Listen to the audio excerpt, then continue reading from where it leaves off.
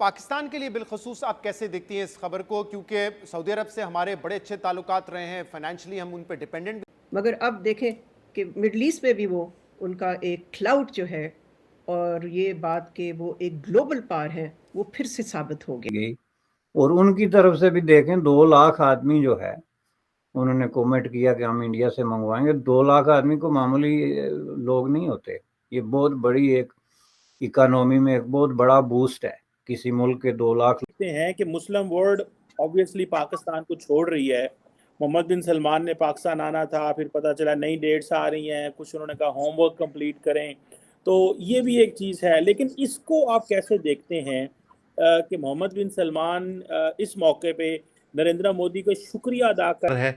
मुझे उसके बारे में बोलने की ज़रूरत नहीं है। आपने आज भी मेरा वीडियो देखा होगा जिसमें मेरी वाइफ ने बोला कि G20 में शी जिनपिंग इसलिए नहीं आए बिकॉज सैटरडे संडे को चाइनीज़ काम नहीं करते। जैसे ही शी जिनपिंग को पता लगा कि भाई शनिवार को और एतवार, तो ये होती है ताकत। और इस वक्त पूरी दुनिया देख रही है कि कहाँ पहुँच चुका है इंडिया, भारत कहाँ पहुँच चुका है। आप उसको तस्लीम करें ना करें, आप उसको जैसे मर्जी देखें। देखिए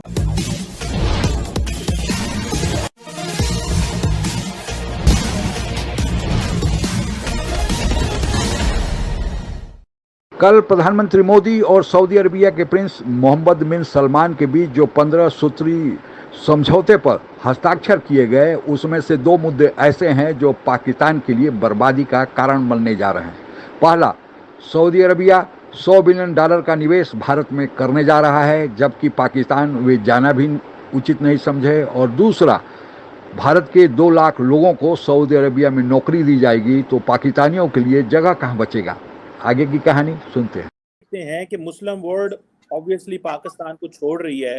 मोहम्मद बिन सलमान ने पाकिस्तान आना था, फिर पता चला नई डेट्स आ रही हैं, कुछ उन्होंने कहा होमवर्क कंप्लीट करें, तो ये भी एक चीज़ है। लेकिन इसको आप कैसे देखते हैं कि मोहम्मद बिन सलमान इस मौके पे नरेंद्र मोदी का शुक्रिया अदा कर रहे हैं कि आपने हमें ब्रिक्स में बुलाया, मेंबर बनाया, आपने हमें आज एक दिन अलहदा रख के पूरे G20 से अलहदा प्रोटोकॉल दिया और ये मोदी साहब के खाते में डाल रहे हैं। और तीसरा ये जो अहम बात है बरिस साहब कि वो कह रहे हैं हमारा आपका हिस्टोरिकल कोई जो है गई। और उनकी तरफ से भी देखें 2 लाख आदमी जो है उन्होंने कमेंट किया कि हम इंडिया से मंगवाएंगे। 2 लाख आदमी को मामूली लोग नहीं होते। ये बहुत बड़ी एक इकोनॉमी में एक बहुत बड़ा बूस्ट है किसी मुल्क के 2 लाख लोगों को इतने हाई वेजेस पे जो है वो फॉरेन एक्सचेंज और ये सारी चीज़ें जब उसमें इन्वॉल्व होती हैं, तो इस हिसाब से देखा जाए तो सिचुएशन ये है कि Pakistan stands alone as a country, जो कि बिल्कुल जिसको आप उस फहरिस्त में डाल सकते हैं जो इस वक्त दुनिया में लूज़र के तौर पे खड़े हैं। किसी भी तरीके से आप उसको कि ये जो डेवलपमेंट है कि जिसमें अरब कंट्रीज़ उनके हाथ से निकल गई, उनका इन्फ्लुएंस निकल गया, और जो बाज़ाहिर एक थोड़ा बहुत होता है फेस वैल्यू के लिए कि कोई ख्याल रखना वगैरह वगैरह, वो भी ख़त्म हो गया। यानी अब उन्होंने इसको क्लियर कर लिया अरबों ने कि हम इंडिया के साथ हैं और बाय ऑल मीन्स, और हम साथ हैं ट्रेड और इन्वेस्टमेंट में, लेबर एक्सचेंज में, टेक्नोलॉजी एक्सचेंज में, एजुकेशनल है। मुझे उसके बारे में बोलने की ज़रूरत नहीं है। आपने आज भी मेरा इसके साथ और UAE वालों के साथ हंस हंस के बातें कर रहे थे और कोई रो रहा था पाकिस्तान कि ये क्या हो गया, हाय अल्लाह, ये मोदी जी ने क्या कर दिया, हमारी तो नैया डूब रही थी उसमें और छेद कर दिए उम्मा में, और अब ये किश्ती डूबने वाली है। तो ये पाकिस्तान वालों, अब जब हमारे यहाँ पर मोदी जी शादियाँ कर रहे हैं पूरे दुनिया के सामने, आपका रोना तो बनता ही है, क्योंकि दुल्हन तो गई, अब आप भी गए और आपका उम्मा भी गया। आपको एक फूटी कौड़ी नहीं मिलने वाली। अभी से अपने पतलून को, वैसे तो उतरी पड़ी है आपकी TTP के सामने, और TTP का फुल फॉर्म क्या है? टुकड़े टुकड़े पाकिस्तान। TTP का फुल फॉर्म है नॉट तहरीक पाकिस्तान, ये है न तहरीक तालिबान पाकिस्तान नहीं है, उसका फुल फॉर्म है टुकड़े टुकड़े होगा पाकिस्तान। और उन्होंने डिक्लेयर कर दिया अब हम नहीं छोड़ेंगे। और आपकी आर्मी तो वैसे ही मानी हुई है वर्ल्ड में पतलून उतार कर सैल्यूट मारने के लिए। 1971 में भी यही किया, बलोचियों के सामने किया, अफ़गानियों के सामने किया, ईरान के सामने किया।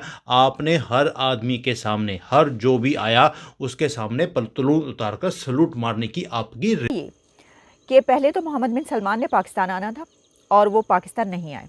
बड़ा शोर हंगामा था यहाँ पर। वो कहते हैं ना कि बहुत शोर सुनते थे पहलू में दिल का, जो चीरा तो एक कतरे खून भी ना निकला। तो वो तो हमने सुना था कि वो बिलियंस ऑफ डॉलर्स लेकर आएंगे और पाकिस्तान के तमाम मसाइल हल हो जाएंगे। वो तो अरबों डॉलर्स लेकर आ रहे हैं, लेकिन अरबों डॉलर्स तो दूर की बात, MBS ने पाकिस्तान आने से ही इनकार कर दिया, यानी पाकिस्तान वो नहीं आए और वो सीधा G20 में पहुँचे और G20 में उनका बहुत ही पुरतबाक इस्तकबाल किया गया। आप जानते हैं, देखा आपने इंडिया के प्राइम मिनिस्टर नरेंद्र मोदी साहब ने कैसे मोहम्मद बिन सलमान साहब को गले लगाया।